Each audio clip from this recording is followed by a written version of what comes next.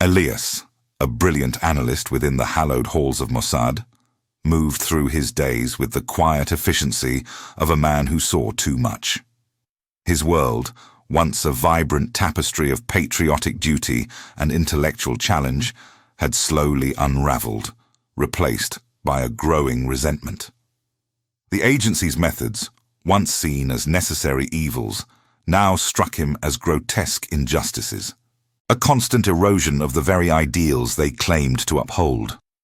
His disillusionment festered, a quiet venom seeping into the corners of his mind, painting every triumph with a brush of moral compromise.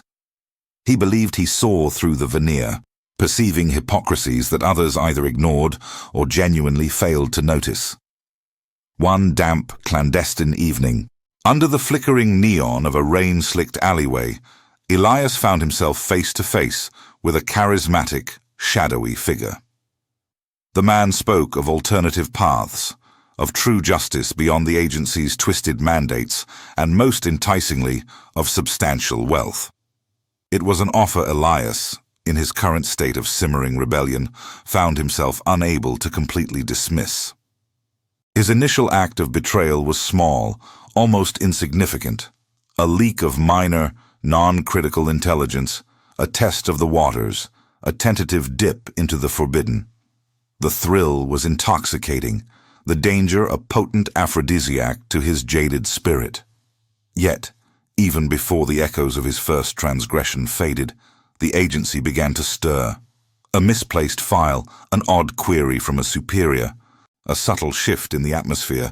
Elias felt the first, almost imperceptible tendrils of suspicion. An unsettling feeling, like a cold draft in a warm room, began to creep into his meticulously constructed facade. Then, tragedy struck. A personal loss, brutal and senseless, ripped through Elias's already fragile world. The grief, coupled with his festering cynicism, solidified his resolve. Vengeance, not just for his loss, but against the entire system he now viewed as corrupt and uncaring, became his guiding star. Money was merely a means. His true motivation was a twisted sense of justice, a desire to expose the perceived hypocrisies of those who wielded power with such callous disregard.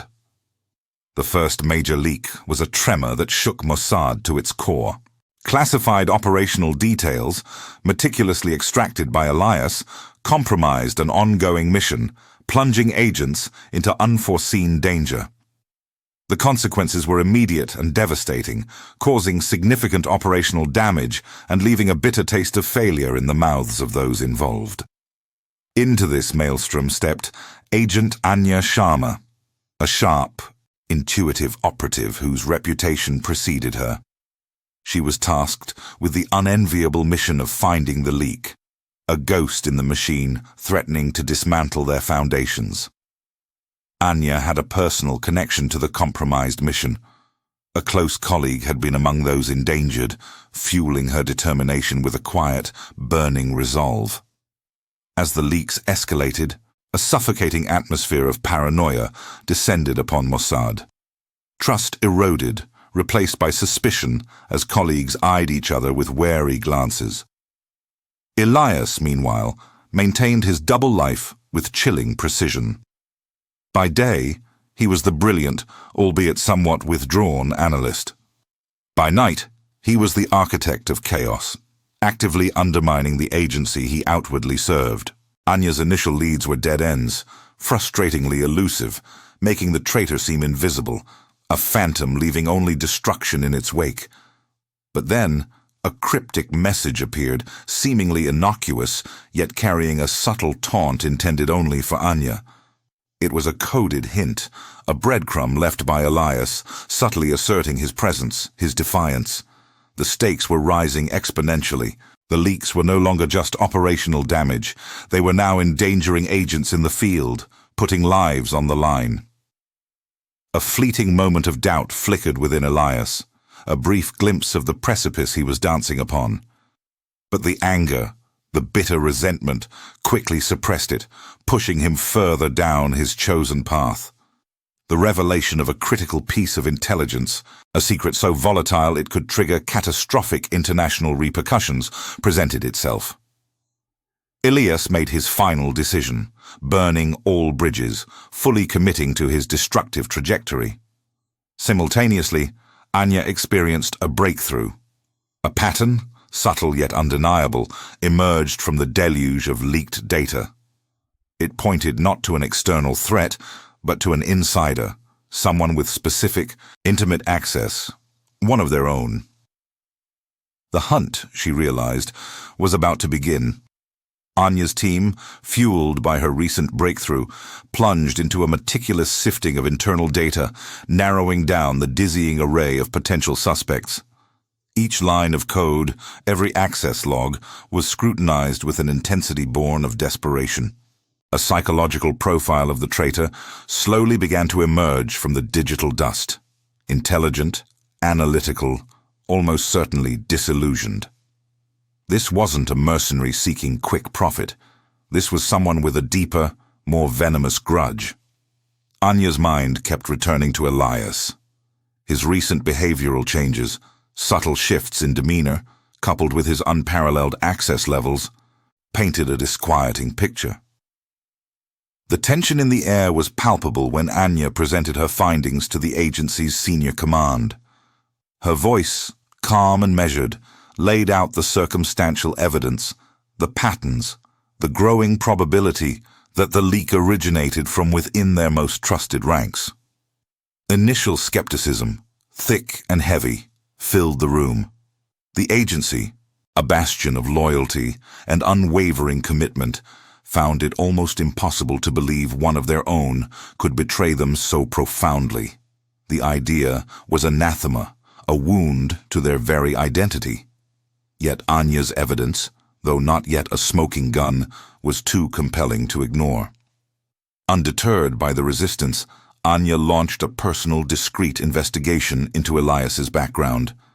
She uncovered hidden debts, a recent surge in lavish spending that starkly contrasted with his analyst's salary, and a sudden, inexplicable interest in high-risk investments.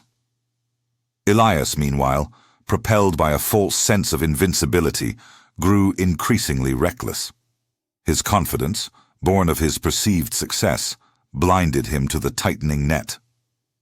There was a close call. A fleeting moment of near exposure during a clandestine data transfer in a bustling cafe. But he slipped away, his adrenaline coursing, reinforcing his dangerous belief in his own untouchability. In response to Anya's increasingly persuasive arguments, the agency implemented enhanced surveillance, a subtle but pervasive tightening of the net around all potential suspects. Elias, despite his bravado, began to feel the oppressive weight of unseen eyes, a creeping paranoia that whispered in the quiet corners of his mind. The walls, he sensed, were closing in. Then, a pivotal discovery. Anya, meticulously tracing the digital breadcrumbs Elias had unwittingly left behind, stumbled upon a coded message. It was seemingly innocuous, embedded within a routine system update. But its structure and subtle encryption screamed of a deeper, more sinister purpose. Decrypting it revealed a chilling truth. The message indicated a high-value target for Elias's next leak, a critical national security secret so profound that its exposure could trigger an international crisis of unprecedented scale. The urgency within Mossad escalated from alarm to outright panic. Elias, oblivious to Anya's breakthrough, made contact with his handlers, demanding a significantly higher payout for the unprecedented risk he was taking. He felt he deserved it, a just reward for his audacity. During this exchange, fragmented communications were intercepted by Anya's team. Though incomplete, they confirmed Elias's direct involvement, his demands, and the handler's true motives. It wasn't just about information. It was about destabilization, about sowing chaos on a global stage. An intense internal debate erupted within Mossad. How to apprehend Elias without causing further damage. without detonating the very crisis they sought to prevent. Elias, in his self-imposed isolation, was growing increasingly emotionally detached even from his own family, who noticed his preoccupation, his distant gaze. Anya, sacrificing her personal life entirely to the mission, worked tirelessly, driven by an unwavering commitment. The decision was finally made. Elias had to be stopped. The method, however, remained a daunting challenge, a puzzle of ethical complexities and operational risks. Mossad's response was swift, silent, and meticulously planned. A covert operation was initiated, enveloping Elias in an invisible web of surveillance. Every aspect of his life, from his morning coffee ritual to his late-night digital activities, was catalogued. His habits, his weaknesses, his fleeting moments of distraction, all were absorbed into a comprehensive psychological profile. Anya, with her profound understanding of Elias's mind, became the architect of his downfall, devising a sophisticated plan not to apprehend him by force, but to lure him into a controlled environment, a trap of their own making. The bait was carefully crafted, a fabricated piece of high-value intelligence, so tantalizingly critical and seemingly authentic that it would be irresistible to Elias, and more importantly, to his handlers. It was designed to play directly into Elias's desire for validation and his handlers' thirst for destabilization. As expected, his foreign contacts, sensing an unprecedented opportunity, pressed him relentlessly to acquire this new information. Elias felt a flicker of doubt, a momentary unease. The intelligence seemed almost too easy to obtain, too perfectly aligned with his recent success. A brief, cold wave of caution washed over him, a whisper from his analytical mind. But the whisper was quickly drowned out by the roar of his greed and his fervent desire for validation. His ego, inflated by his perceived invincibility, overrode his instincts.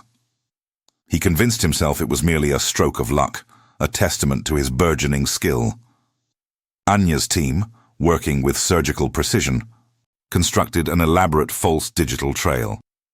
They peppered secure channels with seemingly genuine data fragments, creating a digital breadcrumb path that made the fake intelligence appear undeniably legitimate. Internally, the agency fortified its defenses, securing all real data channels, ensuring that not a single piece of genuine information could be compromised during this elaborate charade. Elias, meanwhile, made his final preparations for what he believed would be his most significant data transfer yet, utterly unaware that he was meticulously walking into the precise center of Mossad's trap. The chosen location for the supposed exchange was a bustling international airport. It offered the perfect blend of anonymity and, ironically, a perceived escape route for Elias. Amidst the throngs of travelers, Anya's operatives positioned themselves discreetly, blending seamlessly into the background, each a silent sentinel. When Elias finally arrived, a complex mixture of arrogance and nervous anticipation played across his features. His eyes, usually sharp and focused, darted around, searching for nothing in particular, yet everything at once. Anya observed him from a distance, a sense of profound professional resolve, tempering a deep, personal disappointment. She had once admired his intellect. Now she saw only the shadow of betrayal. The moment of the planned exchange arrived. Elias, cloistered in a quiet corner of a terminal lounge, initiated the data transfer. The system appeared to accept the fabricated data without a hitch, the progress bar filling steadily, giving him a false, intoxicating sense of success. He felt the familiar rush of adrenaline, the thrill of outsmarting the system. It was at this precise moment, as the final byte registered, that Anya gave her silent signal. The operation was in motion. Believing his mission successfully completed, Elias began his journey towards his gate destination. A private plane he had arranged with his handlers. He walked with a renewed spring in his step, a triumphant smile playing on his lips. The tension in the air, however, grew palpable for those watching. As he approached the boarding gate, a subtle shift occurred. The feeling of being watched, once a fleeting paranoia, solidified into a chilling certainty. A sudden, cold dread crept into his heart. Something was amiss. The walls, which he thought he had escaped, were closing in once more. Elias boarded the international flight, a wave of profound relief washing over him as he settled into the plush leather seat. The door closed with a soft thud, a sound that to his ears signified not confinement, but liberation. He believed he had escaped, the mission completed, his freedom secured, the immense payout awaiting him at his destination. A smug satisfaction spread through him. He had outmaneuvered them all. Meanwhile, Anya received confirmation through her earpiece that Elias was indeed on board. Her expression remained impassive, but a flicker of grim satisfaction crossed her features. The plan, however, was not to apprehend him directly, not yet. The true, intricate nature of Mossad's strategy was now beginning to unfold, a non-violent psychological operation designed to dismantle Elias from the inside out. Unbeknownst to the crew or the oblivious passengers, the agency had subtly, meticulously infiltrated the flight's core systems, transforming the aircraft into an elaborate stage for their carefully orchestrated drama. Elias, momentarily basking in his perceived triumph, began to observe his surroundings more closely. His keen, analytical mind, even in relaxation, picked up on a few unusual details. Was that a familiar face among the passengers? A former agency contact he hadn't seen in years, now seemingly engrossed in a novel? And the cabin crew. There was a subtle, almost imperceptible shift in their demeanor, a heightened attentiveness that felt oddly specific, though he couldn't quite place why. His initial relief began to fray at the edges, replaced by a nascent unease. The plane taxied, then lifted off the runway with a powerful roar, soaring into the boundless sky. For Elias, this ascent marked a psychological point of no return. He was airborne, beyond the reach of terrestrial pursuit, yet simultaneously trapped within Mossad's carefully constructed illusion. Soon after reaching cruising altitude, the orchestrated malfunctions began. The cabin lights flickered erratically, plunging sections of the plane into momentary darkness before sputtering back to life. System glitches caused the in-flight entertainment screens to momentarily freeze, then display distorted images. Announcements over the PA system were cut short, dissolving into static. Elias's initial unease quickly morphed into a growing paranoia. His mind, trained to detect patterns and anomalies, began to link these seemingly random events to his own actions, his recent betrayal. He felt a cold dread creeping into his gut, a premonition that something was terribly wrong. As he tried to distract himself with the in-flight entertainment, subtle messages began to appear on the screen, seemingly random news tickers or advertisements, but containing coded references to his leaks, phrases only he would understand. A fleeting image of a classified document, quickly replaced by a travel advertisement, sent a jolt of fear through him. The atmosphere on the plane, though normal for the other passengers, became increasingly unnerving for Elias. Every flicker, every static burst, every truncated announcement seemed aimed directly at him. Anya's team, monitoring Elias's every move and physiological response from their remote command center, observed his growing distress with clinical precision. His heart rate accelerated. His breathing became shallow. The tactics were working. The malfunctions escalated, becoming more dramatic. A sudden, jarring drop in cabin pressure caused oxygen masks to deploy with a hiss, followed by a swift, almost too quick recovery. The collective gasp of the passengers was quickly replaced by nervous laughter, but Elias felt a chilling certainty that this was no accident. His past betrayals, the faces of those he had compromised, flashed before his eyes, fueling his guilt and fear. Then came a pre-recorded message over the PA system. It sounded like a general announcement, a calm, reassuring voice. Yet, within its seemingly innocuous words, Elias heard specific phrases, subtle inflections that only someone intimately familiar with Mossad's internal communications would recognize. The message hinted at consequences, at inescapable accountability, all without directly accusing him. It was a phantom accusation, echoing in the confined space of his mind. He fumbled for his phone, desperate to make contact, to understand, to escape this psychological prison. But the screen remained stubbornly blank. All communication was blocked. A growing sense of helplessness washed over him. Looking out the window, he noticed the flight path subtly deviating from its original course, the familiar landmarks of his intended destination replaced by an unfamiliar, barren landscape. Most passengers remained oblivious, absorbed in their movies or books. But Elias felt a growing dread, realizing he was not safe, even in the air. The plane then entered an unexpected holding pattern, circling endlessly above an unknown expanse, creating further anxiety for Elias, confirming his worst fears. He was now entirely at their mercy. The subtle psychological torment intensified, morphing into a relentless assault on Elias's perception of reality. The malfunctions on the plane became more frequent, each one meticulously crafted to target his specific vulnerabilities.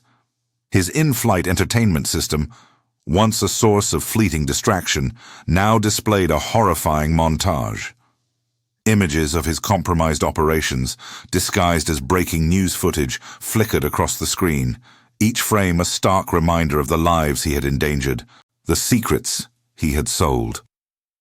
A seemingly innocuous report on a humanitarian crisis in a distant land featured faces he recognized from classified dossiers, victims of the very leaks he had orchestrated. The narrative was clear. His actions had tangible, devastating consequences. The cabin crew, subtly briefed by Mossad, became unwitting actors in this elaborate charade. Their actions, though outwardly professional, carried an undercurrent of knowing judgment, specifically designed to highlight Elias's guilt. A flight attendant, with an almost imperceptible shift in her gaze, accidentally spilled a glass of water on his lap. As he fumbled with a napkin, a hidden note, folded precisely, lay exposed on the tray table. His trembling fingers unfolded it to reveal a single, chilling word, meticulously printed: Kaddish. A Jewish prayer for the dead, it was a Mossad code, known only to a select few, a grim pronouncement that echoed the agency's resolve. Elias's heart hammered against his ribs, a frantic drumbeat confirming the terrifying extent of Mossad's reach, their absolute control over his fate. Other passengers, initially oblivious, began to notice Elias's erratic behavior. His increasing agitation, the way his eyes darted around the cabin, his muttered exclamations, it all drew unwanted attention. Whispers started to circulate, hushed concerns about his mental state. Anya's team, observing from their remote station, meticulously tracked Elias's physiological responses. The spikes in his heart rate, the erratic brainwave patterns, the visible signs of distress, all confirmed the effectiveness of their tactics. He was braking, precisely as planned. Then, through the plane's PA system, a seemingly random song began to play. It was a melody from his distant past, a forgotten tune that held deep personal significance, a song he hadn't heard in decades. The unexpected sound, plucked from the most intimate corners of his memory, shattered his remaining composure. Elias started to question his sanity, the line between reality and the orchestrated manipulation blurring into an indistinguishable haze.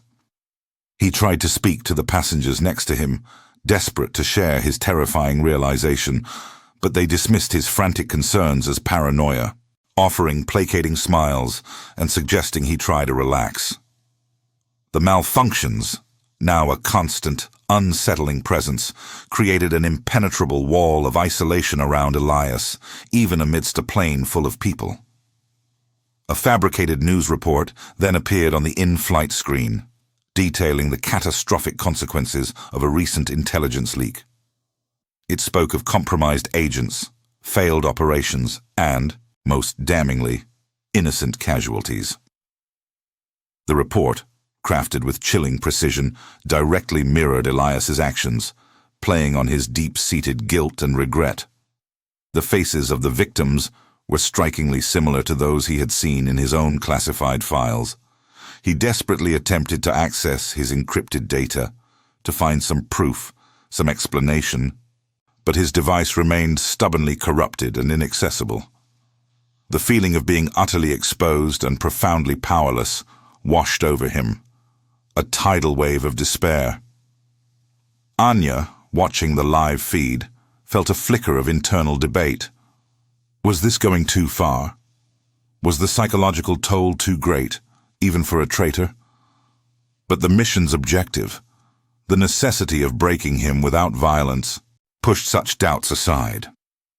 Just then, the plane's engines briefly sputtered, a terrifying guttural cough that sent a jolt of fear through the entire cabin. It was a momentary, perceived imminent danger, quickly rectified. But for Elias, it was the final straw. His mental state deteriorated rapidly, his carefully constructed composure crumbling into a desperate, trembling mess. The flight attendant returned, offering him a fresh drink, her eyes holding a knowing yet subtle look that spoke volumes. The net was closing, and Elias was trapped. Elias's breaking point arrived with a shuddering gasp.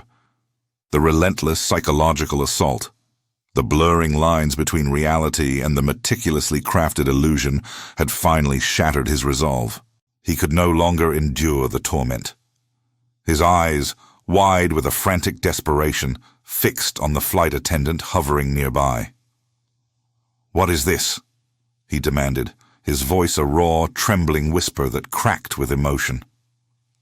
"What do you want from me?" The flight attendant, a picture of calm professionalism, merely offered a polite, uncomprehending smile. "Is everything all right, sir? Can I get you anything else?" Her feigned ignorance only fueled his unraveling, driven by an overwhelming need to make sense of the chaos, to confess the burden that had become too heavy to bear. Elias erupted. He began to speak, not to anyone in particular, but to the suffocating cabin itself, his words pouring out in a torrent of guilt and self-recrimination. He spoke of the leaks, of the classified information, of his betrayal of Mossad. Other passengers, startled by his sudden, loud outburst, turned their heads. Some fumbled for their phones, their cameras silently recording the bizarre spectacle of the man in seat 14C confessing to treason. Miles away, Anya's team received a surge of data. The covert monitoring systems embedded within the plane were transmitting real-time audio of Elias's confession. Each halting word, each choked admission, was captured and processed, solidifying the evidence against him. Just as his confession reached its peak, the captain's voice crackled over the PA system, calm yet authoritative. He announced technical difficulties and the need for an unscheduled landing. The words intended to reassure the other passengers were a death knell for Elias. He slumped in his seat, believing his exposure was complete, his despair absolute. The flight attendant, ever so subtly, shifted her gaze towards a fellow passenger a few rows back. It was a fleeting, almost imperceptible signal, understood only by those trained to see it. The designated operative, disguised as a concerned businessman, rose from his seat and approached Elias. "Are you all right, my friend?" he asked, his voice laced with manufactured empathy. "You seem distressed."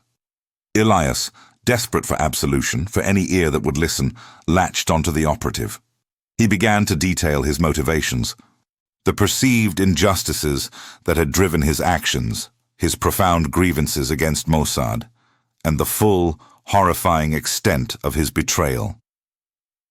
The operative listened intently, occasionally interjecting with a subtle, guiding question, ensuring every crucial detail was captured.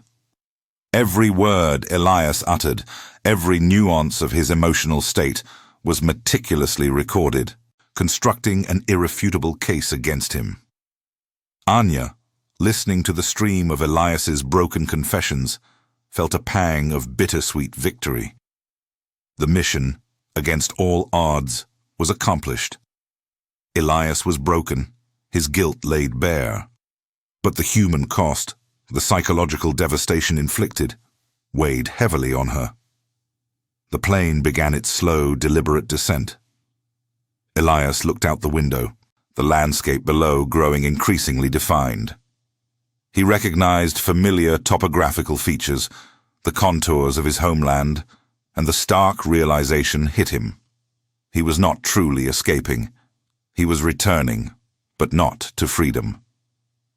The other passengers, relieved by the captain's announcement and the prospect of solid ground, remained largely oblivious to the drama that had unfolded around Elias. Their confusion about the unscheduled landing was quickly overshadowed by the comfort of impending arrival. For Elias, these were his final moments of freedom aboard the aircraft. A brief, terrifying interlude before facing the inevitable consequences of his actions. The plane touched down smoothly, a whisper of tires on tarmac, far from its original destination. The cabin door hissed open, revealing a waiting contingent of Mossad agents, their faces grim, their movements precise. Elias offered no resistance. His spirit, once so defiant, was utterly broken. He was apprehended without a struggle, his capture as meticulously orchestrated and bloodless as the psychological warfare that had preceded it. The silence that followed was heavy, pregnant with the weight of shattered loyalties and the cold, unyielding hand of justice. Elias, a shadow of his former self, was led away, his apprehension marking the beginning of an extensive period of debriefing and interrogation. Under the cold, unwavering lights of a secure facility, the full, intricate web of his network and the catastrophic damage wrought by his leaks were meticulously unraveled. Anya, maintaining a professional distance that belied the turmoil within her, oversaw much of the process. Each revelation about compromised assets, endangered operations, and intelligence sold for personal gain added another layer to the already heavy weight of the situation. The agency, in its painstaking assessment, began to grasp the long-term, far-reaching consequences of Elias's betrayal, not just within their own borders, but across the intricate tapestry of international relations. Anya eventually confronted Elias directly. There was no anger in her voice, no recrimination, only a quiet, profound disappointment that spoke volumes. Stripped of his former bravado, the mask of the defiant traitor finally fell away. Elias, broken by the psychological torment and the stark reality of his actions, displayed a genuine, gut-wrenching remorse. The loss of life, the operational failures directly attributable to his choices, gnawed at him. In his shattered state, he provided crucial intelligence, offering insights into his handler's methods and objectives, aiding Mossad in mitigating some, though certainly not all, of the damage he had inflicted. The agency, after intense deliberation, made a calculated decision. A public trial for Elias was deemed too dangerous, the risk of further compromising sensitive information too great.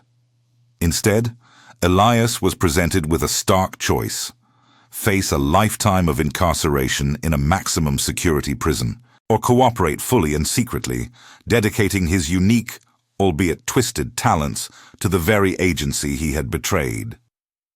His family, shattered by the revelation of his double life and the public disgrace that, despite the secrecy, had permeated their world, struggled profoundly to come to terms with his betrayal. Their lives were irrevocably altered, caught in the silent fallout of his choices. Anya, in the quiet moments that followed, wrestled with the profound moral complexities of their operation. The blurred lines between justice and manipulation, the ethical cost of psychological warfare, left an indelible mark on her psyche. The victory felt hollow, tinged with a deep unease. In the wake of the incident, the agency, recognizing the fragility of human loyalty and the pervasive threat of internal compromise, implemented new, stringent protocols designed to prevent similar betrayals from ever occurring again. Elias, now confined to a secluded and highly secure facility, began a new, isolated existence. His days were spent in a strange, paradoxical servitude, his brilliant mind now utilized for the very agency he had sought to dismantle. His redemption was not a return to freedom, but a life of quiet, perpetual penance, forever marked by his past transgressions. Anya, despite receiving commendation for her pivotal role in Elias's capture, found the experience had left a lasting, complex impact on her. The lingering question persisted, a quiet hum in her mind. Was Elias truly redeemed or merely repurposed? The incident became a somber, cautionary tale whispered within the hallowed halls of Mossad, a chilling reminder of how easily loyalty could fracture. In a final, enigmatic act, a coded message, subtle and almost imperceptible, found its way to Anya. It contained a flicker of hope for true atonement, a silent plea from Elias, his spirit perhaps not entirely extinguished. This singular message, a testament to the enduring, complicated connection forged between traitor and hunter, echoed in Anya's thoughts, a poignant, unresolved chord in the symphony of espionage. Time, an indifferent healer, slowly blurred the sharp edges of memory, and the public consciousness, ever fickle, allowed the dramatic saga of Elias's betrayal to recede into the annals of forgotten headlines. Within the clandestine corridors of Mossad, however, the incident remained a potent, if unspoken, lesson. Anya, now a veteran operative whose intuition had sharpened into an almost preternatural sense, continued her career.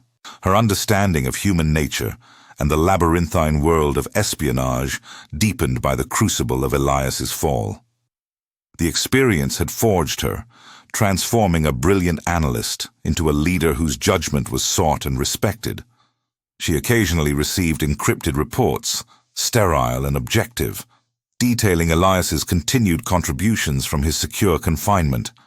His unique insights, once weaponized against them, were now meticulously extracted and repurposed, a testament to his strange, perpetual form of atonement.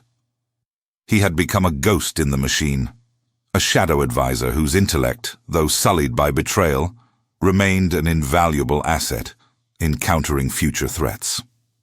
Anya found herself at times revisiting the digital ghost of one of Elias's most damaging leaks, scrolling through the archival data, reflecting on the unseen lives irrevocably altered, the careers derailed, the trust shattered.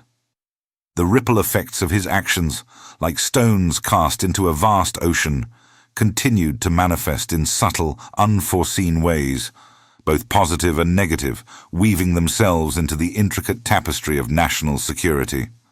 The psychological scars of the operation, though hidden beneath a veneer of professional stoicism, remained with Anya. They influenced her decisions, adding a layer of nuanced caution to her strategic thinking, a constant reminder of the human element in every calculation. Her personal life, a casualty of her unwavering commitment to national security, remained an empty canvas, a sacrifice she had long ago accepted as the price of her chosen path. Within the higher echelons of Mossad, the moral ambiguity of the plane incident occasionally resurfaced in hushed, theoretical debates.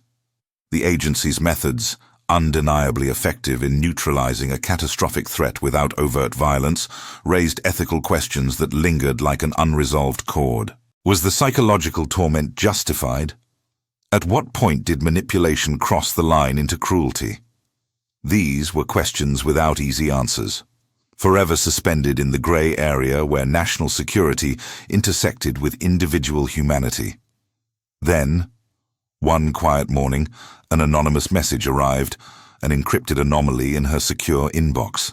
It contained a single word: forgiven. The source was untraceable, a digital whisper in the vast ether. Yet Anya knew.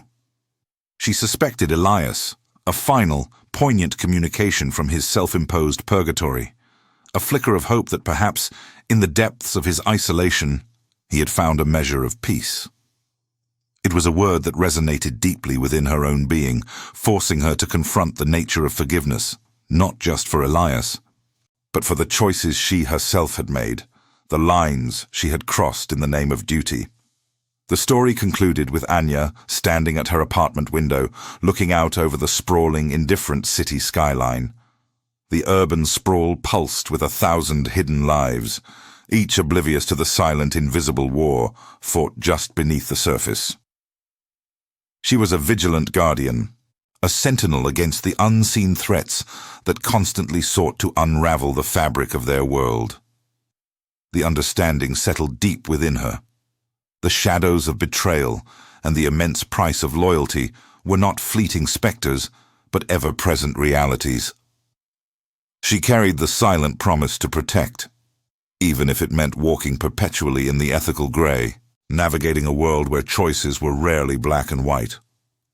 The enduring legacy of Elias, the traitor who was never truly free, yet found a peculiar path to atonement, served as a constant, sobering reminder. The world moved on, oblivious, but the invisible war continued, fought by those like Anya in the silent, unforgiving shadows.